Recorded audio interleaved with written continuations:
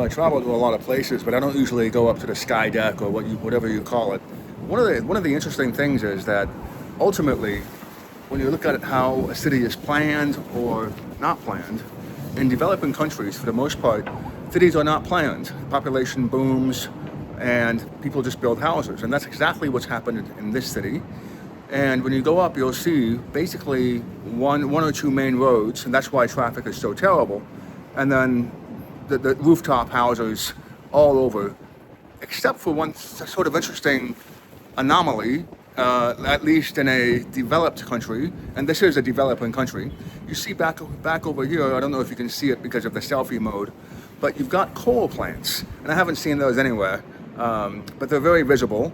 And you can see a distinct sort of separation of the skyline between there, right over here, and then you go up top and suddenly there's a different color of blue. And so that's another reason why you want to switch over to clean energy as quickly as possible. But for the most part, most developing countries, when they've had that population explosion, haven't had a chance to sort of plan how to build. And that's one thing you want to look for whenever you travel, and you do get the opportunity to go up to a sky deck or whatnot.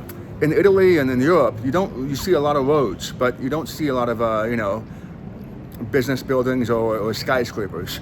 It's not a bad thing to have skyscrapers, but over here they have a few of them, but they're all pretty much concentrated in the business district, offices and so on and whatnot.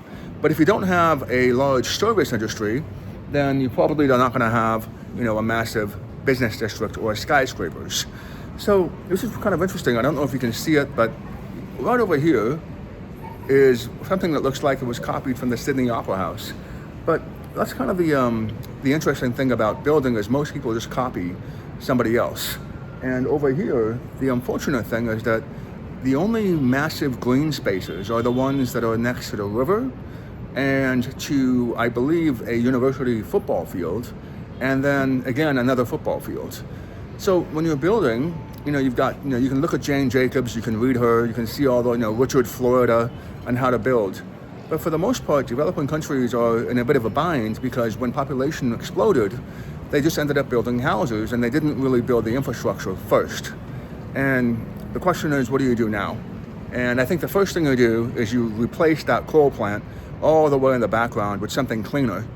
But then the question is, who do you trust? Who's got that technology?